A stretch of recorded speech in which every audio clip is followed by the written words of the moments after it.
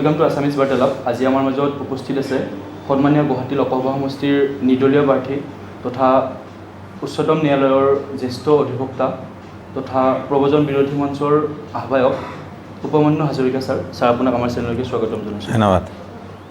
প্ৰথমতে আমি ছাৰৰ পৰিচয়ৰ পৰা আৰম্ভ কৰিম। ছাৰ, আপোনাৰ ঘৰ ক'ত আৰু আপুনি থাকে? মইতো এতিয়া দিল্লীত থাকোঁ। যোৱা মোৰ 27 বছৰ মই তাতে প্ৰেক্টিছ কৰি আছোঁ, কিন্তু মই গুৱাহাটীৰ পৰাই হয়। মই গুৱাহাটীতে মোৰ সকলো শিক্ষা জীৱন মই আৰু 18 বছৰলৈকে ইয়াতে আছিলোঁ। তাৰপিছত ইয়াতে অলপ প্ৰেক্টিছো কৰিলোঁ, ওকালতি কৰি পেলাই। তাৰপিছত দিল্লীলৈ প্ৰেক্টিছ কৰিবলৈ যোৱা 26 বছৰ যোৱা কৰি আছোঁ। আপোনাৰ জন্ম? মোৰ জন্ম আছিলে শ্বিলঙত হৈছিলে, কিন্তু মই 6-7 বছৰমানতে মই গুৱাহাটীলৈ আহিলোঁ। মানে মোৰ গুৱাহাটীখনেই মোৰ হেৰি বুলি ক'ব পাৰি, জন্মস্থান। ডাঙৰ হৈ দীঘল হৈছোঁ। ছাৰ, আপোনাৰ শিক্ষা মানে প্ৰাথমিক? মই স্কুল প্ৰথমতে ইয়াত নিকলছত পঢ়িছিলোঁ গুৱাহাটীত। তাৰপিছত মই KV কেন্দ্ৰীয় বিদ্যালয় চেণ্ট্ৰেল স্কুল খানাপাৰাত পঢ়িলোঁ। তাৰপিছত মই দিল্লীত ছেইণ্ট ষ্টিফেন্স কলেজত মই ইকনমিক্সত অনাৰ্ছ কৰিলোঁ। তাৰপিছত আকৌ JB ল কলেজত আহি পেলাই মই ল পঢ়িলোঁ গুৱাহাটীত। তাৰপিছত মই ইয়াতে প্ৰেক্টিছ কৰিলোঁ এবছৰমান। তাৰপিছত মই যোৱা 27 বছৰ যোৰা দিল্লীতে প্ৰেক্টিছ কৰি আছোঁ। ছাৰ, আপোনাৰ ৰাজনৈতিক নেতা, প্ৰিয় ৰাজনৈতিক নেতা? ৰাজনীতিক নেতা মোৰ মহাত্মা গান্ধী।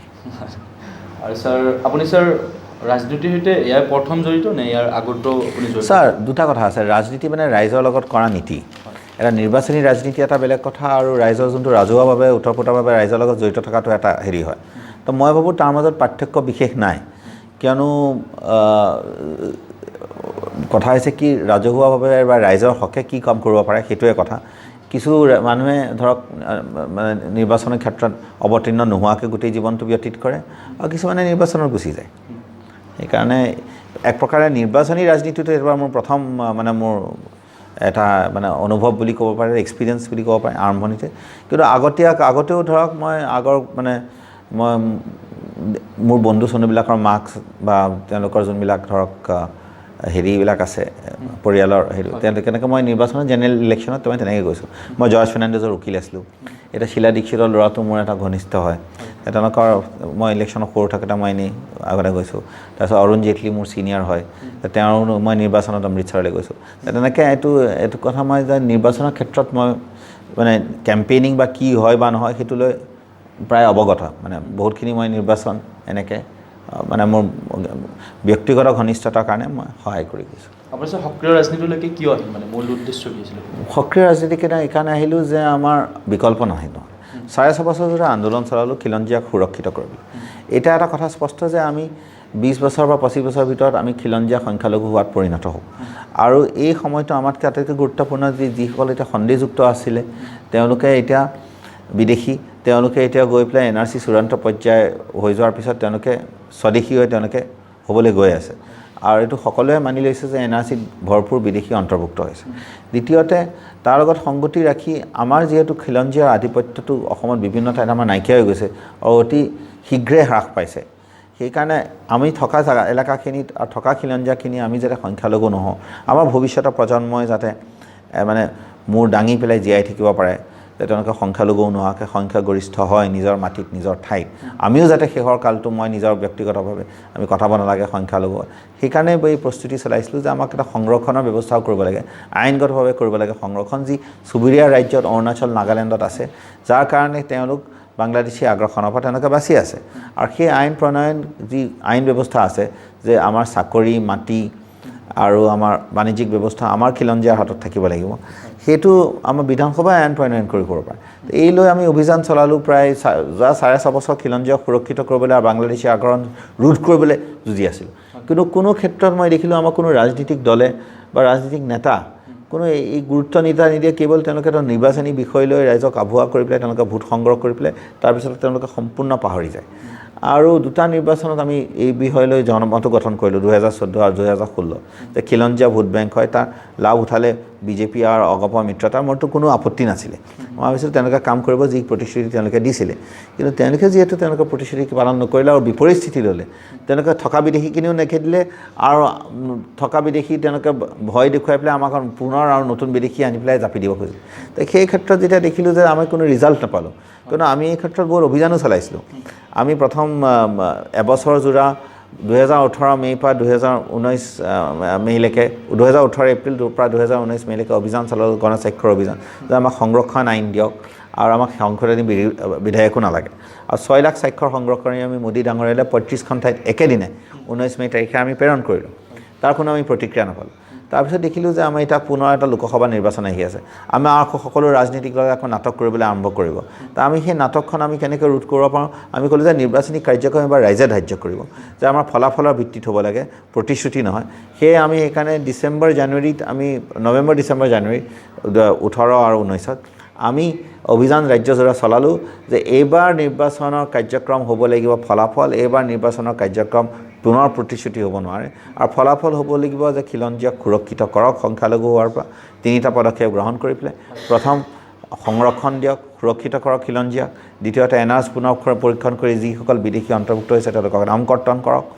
তৃতীয়তে নতুন বিদেশী বুজাৰ পৰা মুক্ত কৰক সংশোধনী বিধেয়ক বা কোনো ধৰণৰ প্ৰক্ৰিয়া দ্বাৰা নিৰ্বাচনী কাৰ্যক্ৰম আমি ধাৰ্য কৰিলোঁ ৰাইজে জনমত প্ৰকাশ কৰিলে কিন্তু কোনো ৰাজনৈতিক দলে তাত প্ৰতিক্ৰিয়া নিদিলে এতিয়া সেইকাৰণে আমি এটা ৰৈ থাকিলোঁ তথাপি ভাবিছিলোঁ যে কিবা কৰিব আমি ভাবিছিলোঁ নিজৰ কাম পেচালৈ গুচি যাওক যেতিয়া মোদী ডাঙৰীয়া পুনৰ 9 ফেব্ৰুৱাৰীত তেওঁ চাংচাৰী তেওঁ এইমছত সেইখন সংস্থাপনত তেওঁ যেতিয়া এটা তেওঁ পুনৰ ক'লে যে তেওঁলোকৰ নিৰ্বাচনী কাৰ্যক্ৰম সংশোধনী বিধেয়ক হ'ব সেইটো এটা সকলোৱে আমাৰ ভাবিলোঁ যে এনেকৈ আমি বহি থাকিব নোৱাৰোঁ আমি নিশ্চয় এটা এবাৰ সক্ৰিয় ৰাজনীতিত অৱতীৰ্ণ হৈ পেলাই প্ৰমাণ কৰিব লাগিব যে এইখন নেতাৰ নিৰ্বাচন নহয় জনসাধাৰণ খিলঞ্জীয়া জনসাধাৰণৰ নিৰ্বাচন এই খিলঞ্জীয়া জনসাধাৰণৰ নিৰ্বাচন আমি প্ৰমাণ কৰিব লাগিব যে আমাক সুৰক্ষিত কৰিব লাগিব আমাক সুৰক্ষিত কৰিবলৈ এই 3টা পদক্ষেপ গ্ৰহণ কৰিব লাগিব যিকোনো ৰাজনৈতিক দলে ইতিমধ্যে আগবঢ়া নাই আৰু সেয়েহে আমি তেওঁলোকক ভ্ৰূণ প্ৰমাণ কৰিব লাগিব আৰু এই বিষয়সমূহ আমি দিল্লীতো ৰাখিবলৈ আমাৰ মাত লাগিব কিন্তু আমি দেখিছোঁ যে দিল্লীত আমাৰ কোনো ধৰণৰ মানুহে এই বিষয়ে কোনো ধৰণৰ এজন প্ৰতিনিধিয়ে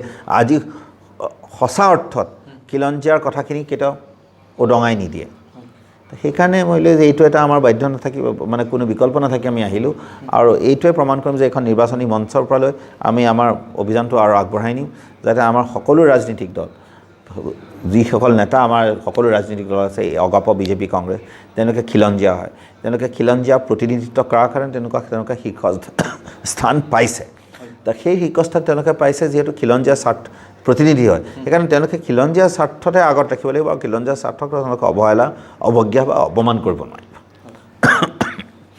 স্যাৰ আপুনি নিৰ্দলীয় প্ৰাৰ্থীৰূপে ইয়াৰ আপোনাৰ একমত নে না আপুনি নিজে ইয়াৰ সিদ্ধান্ত লৈছিল নে আপুনি প্ৰব্ৰজন বিৰোধী মঞ্চৰ পৰা আপোনাক এইটো তুলি না আমি সকলো আলোচনা কৰিলোঁ কিয়নো এইটো আমি সমূহীয়াভাৱে আন্দোলন কৰোঁ আমি বহুত আলোচনা কৰিলোঁ আমি বৈঠকো কৰিলোঁ আমি যোৰহাটলৈ গ'লোঁ নগাঁৱত বিভিন্ন ঠাইত আমি এলেকা ৰাইজৰ মাজত গৈ আপুনি ৰাইজৰ মাজত আমাৰ সকলো সতীৰ্থৰ লগত আমি সিদ্ধান্ত ল'লোঁ যে এইবাৰ আমি এই প্ৰত্যাহ্বানটো যোনটো আমাৰ সমূহীয়াকৈ ৰাজনৈতিক দলে খিলঞ্জীয়া মানুহক দিছে যে আমি তোমালোকক অৱজ্ঞা কৰিম আমি তোমালোকক অৱহেলা কৰিম আমি তোমালোকক অপমান কৰিম যদিও তোমালোকে সংখ্যাগৰিষ্ঠ এইটো প্ৰত্যাহ্বান আমি বহি পেলাই ল'ব লাগিব প্ৰত্যাহ্বানটো আমি তেওঁলোকক ভ্ৰূণ প্ৰমাণ কৰিব লাগিব আৰু সেইকাৰণে এইবাৰ নিৰ্বাচনত অৱতীৰ্ণ হৈছোঁ আৰু আপুনি ছাৰ নিৰ্দলীয় প্ৰাৰ্থীৰূপে কিমান দূৰ ভাবে যে আপুনি জিকিব কিয়নো আজিৰ দিনত খিলঞ্জীয়াৰ লগত কোনো নাই যোৱা 3 বছৰ যোৰা সকলোৱে এতিয়া দেখিছে এটা প্ৰমাণ হৈ গ'ল যে খিলঞ্জীয়াৰ কোনো লগত কুল নাই কোনো দলীয় নেতা নাই আৰু সেইকাৰণে ৰাইজ এতিয়া অতিষ্ঠ হৈ গৈছে আৰু এইটো আমি যিহেতু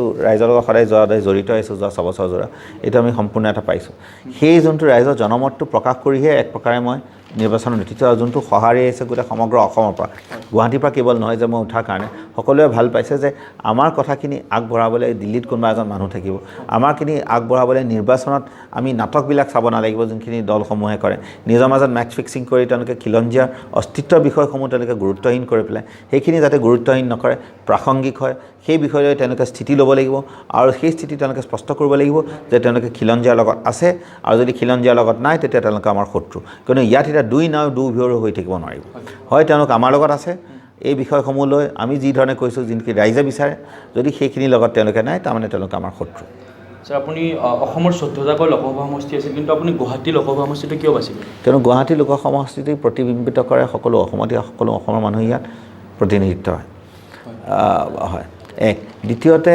গুৱাহাটীখনে সদায় আৰু এটা সন্মানীয় সমষ্টি আৰু তৃতীয়তে গুৱাহাটীখনে সদায় দিশ দেখুৱায় অসমক এক প্ৰকাৰ গুৱাহাটীত সদায় আপোনাৰ সদায় 77 চনতেই হওক 85 চনতেই হওক বা বিজেপি 77 চনত জনতা পাৰ্টীয়ে যেতিয়া আহিছিলে কেন্দ্ৰত তেতিয়া গুৱাহাটীয়ে প্ৰথম এজনে প্ৰতিনিধি পঠালে অসমৰ পৰা বাকী 10খনমান আসনটো কংগ্ৰেছে পাইছিলে 85 চনততো অগপই ইয়াৰ পৰা পাইছিলে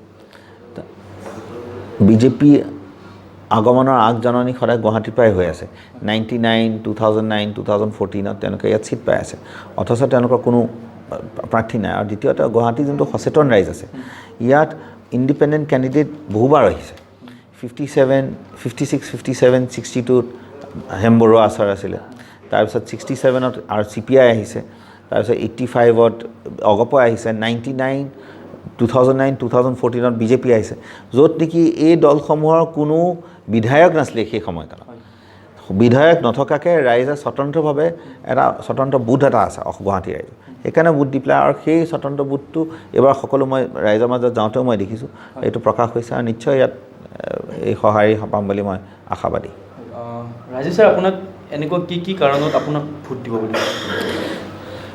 2014 আৰু 2016 নিৰ্বাচন হৈছিলে খিলঞ্জীয়াৰ অস্তিত্বৰ বিষয় লৈ প্ৰতিশ্ৰুতি দি পেলাই সেই প্ৰতিশ্ৰুতি ভংগ হ'ল তাৰ ভংগটো হ'লেই তাৰ উপৰিও প্ৰবঞ্চনা হ'ল আমাক বিদেশী খেদাতকৈ আমাৰ বিদেশী ওপৰত জাপি দিলে তাৰ সমস্যাৰ সমাধান নহ'ল কিন্তু সেই বিষয়সমূহটো এতিয়া সমাধান হৈ যোৱা নাই বিষয়সমূহটো আছে এতিয়া তেওঁলোকে এটা প্ৰচেষ্টা কৰাইছে যে এই বিষয়সমূহ গুৰুত্বহীন কৰিবলৈ আৰু সেইকাৰণে যিহেতু এই গুৰুত্ব তাত কোনো ৰাজনীতিক দলে দিয়া নাই ৰাইজৰ মাজত উত্তৰ-পুতৰভাৱে এই ৰাইজটো এটা মানে ৰাইজে গ্ৰহণ কৰিছে আৰু সেই খিলঞ্জীয়া 18 লাখ যি ভোটাৰ আছে 18 লাখৰ পৰা গুৱাহাটীত আছে সেইখিনি নিশ্চয় এই বিষয়সমূহ লৈয়ে তেওঁলোকে যি দুবাৰকৈ আমি এখন চৰকাৰ পাতিলোঁ কেন্দ্ৰত আৰু ৰাজ্যত পাতিলোঁ সেই বিষয়সমূহটো যেতিয়া সমাধান নাই অস্তিত্বৰ বিষয় লৈতো কোনোবাইতো আগবঢ়াব লাগিব সেইকাৰণে খিলঞ্জীয়াৰ হৈ পেলাই এতিয়া মই সেইকাৰণে ইয়াত গুৱাহাটীত উঠিছোঁ আৰু সেইকাৰণে মই ভাবোঁ যে যি আৰু আজিৰ দিনত